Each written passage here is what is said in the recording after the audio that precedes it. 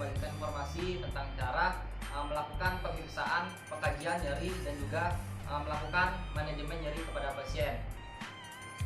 Oke, kita langsung saja melakukan pengkajian pada pasien. Yang pertama yang harus kita lakukan yaitu mempersiapkan alat. Alat yang dibutuhkan dalam melakukan pengkajian nyeri, yang pertama yaitu skala numerik, teman-teman dapat lihat di sini. Yang kedua, skala nyeri wajah, teman-teman bisa lihatnya di sini. Dan yang terakhir yaitu FLACC, yang mana itu digunakan untuk anak-anak di bawah umur 7 tahun. Selanjutnya kita masuk ke dalam tahap prainteraksi. Nah, di sini saya akan langsung mempraktekkannya kepada pasien. Selamat siang, Pak. Dengan Bapak siapa? Baiklah, Bapak, perkenalkan nama saya Parawasep Taditama. Nah, di sini saya yang bertugas pada shift pagi hari ini, itu dari jam 7 sampai jam 2 siang. Nah, Bapak tinggal di mana, Pak? Saya tinggal di Desa Pisang. Desa Pisang, baiklah. Nah, dalam kesempatan hari ini saya akan melakukan pengkajian nyeri dan juga teknik apa saja sih yang bisa dapat mengurangi rasa nyeri Bapak. Nah, di sini saya juga akan memberikan clue tentang bagaimana cara mengatasi nyeri Bapak. Nah, sebelumnya apakah Bapak sudah nyaman posisi seperti ini? Oke, Bapak. Saya minta waktunya sekitar 5-10 menit untuk mengkaji rasa nyeri Bapak. Nah, kemudian seberapa besar sih Pak pengaruh nyeri ini dalam kegiatan sehari-hari Bapak? Sangat besar Pak ya. Nah, ada nggak obat yang diberikan oleh dokter ataupun obat-obat yang Bapak beli di warung untuk mengatasi nyeri Bapak? Iya, karena saya beli di warung obat Paramed. Oh, obat-obat untuk mengatasi nyeri Bapak ya? Iya. Nah, apakah Bapak ada riwayat alergi tertentu terhadap obat ataupun makanan? Kalau obat nggak bakalan ada. Apa itu Pak alerginya? Saya alergi makan lebih bisa. Oh, alergi makan jantung pisang. Unik sekali Bapak ya. Iya. Ya, baik, selanjutnya kita masuk ke dalam tahap kerja. Nah, di dalam kerja ini kita harus menjaga privasi klien. Apabila ada tirai, kita tutup dengan tirai. Nah, dalam melakukan pengkajian nyeri ini kita menggunakan konsep PQRSTU, di mana P merupakan paliatif, kemudian Q merupakan quality, R merupakan region, S merupakan severity, T merupakan time, dan U merupakan understanding. Baiklah, kita langsung saja mulai dalam tahap pengkajiannya. Di sini saya akan melakukan komunikasi langsung kepada pasien. Baiklah Bapak, apa yang menyebabkan Bapak merasakan nyeri? Ini disebabkan karena saya mendadak sawit.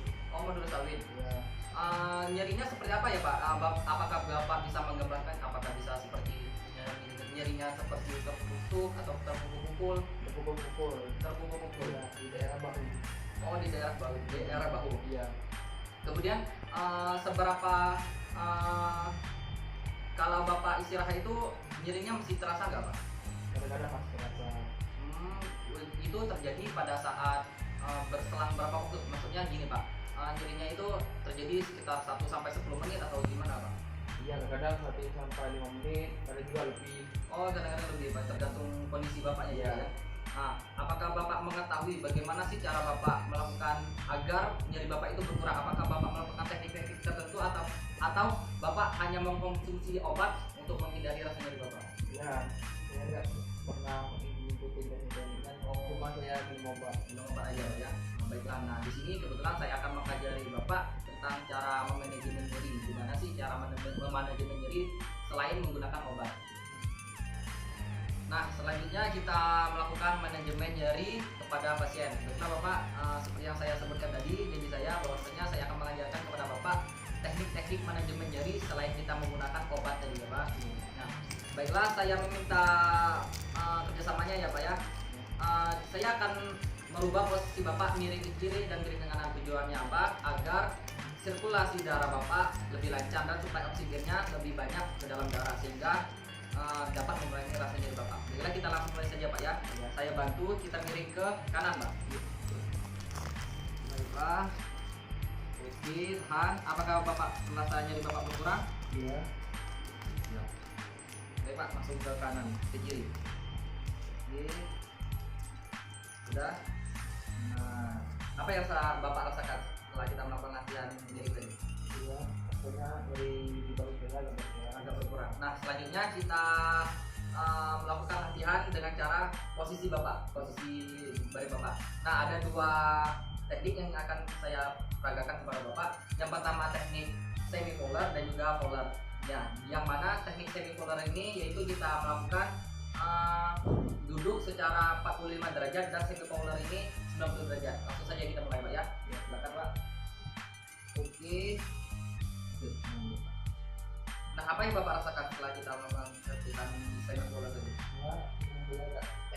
Agak enakan Pak ya. Nah, yang kedua kita melakukan teknik fowler dengan posisi duduk 90 derajat. Oke. Nah, Bapak. Nah, apa yang Bapak rasakan setelah kita melakukan latihan fowler tadi? Kalau saya udah lama kan nggak duduk, pas sedikit tadi Agak enakan Pak ya? nyaman sekali. Iya, baiklah Bapak. Nah, kita langsung saja ke latihan yang kedua, yaitu dengan cara melakukan teknik nafas dalam. Nah, baik Bapak, kita langsung saja melakukan teknik nafas dalamnya Pak ya. Nah, hitungan ketiga Bapak tarik nafas dan hitungan 3 detik Bapak keluarkan. Baiklah Bapak, saya peragakan Pak ya. 1, 2, 3, tarik Pak. 1, 2, 3, keluarkan Pak. Oke, coba Bapak ulangi sebanyak 3 kali. Coba Pak.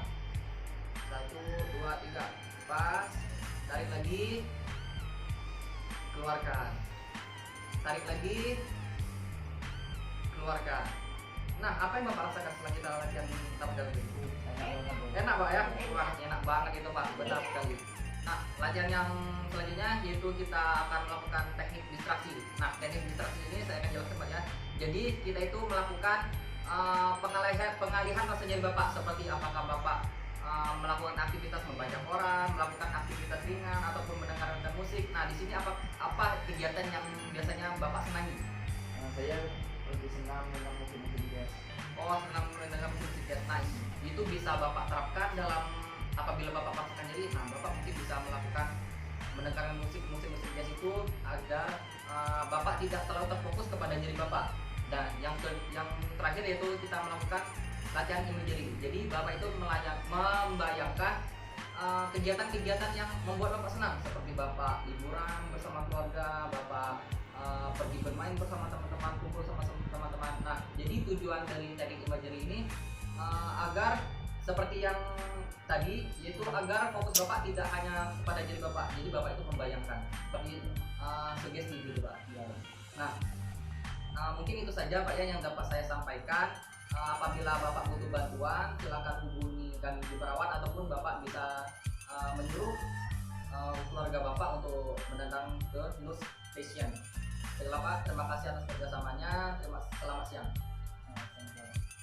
Oke, selanjutnya kita masuk ke tahap dokumentasi, di mana tahap dokumentasi ini kita mencatat nama pasien, mengidentifikasi kegiatan yang telah dilakukan, dan yang terakhir yaitu hasil dari kegiatan yang kita lakukan. Nah, di sini dalam pemeriksaan ini hasil yang dapat saya simpulkan yaitu Bapak ini mengalami nyeri pada bahu sebelah kirinya, kemudian Bapak ini merasa nyaman apabila dilakukan teknik-teknik seperti teknik nafas dalam, teknik mengubah-ubah posisi, dan juga teknik imagery. Mungkin itu saja yang dapat saya sampaikan. Lebih kurangnya saya mohon maaf karena di sini saya masih dalam tahap pembelajaran.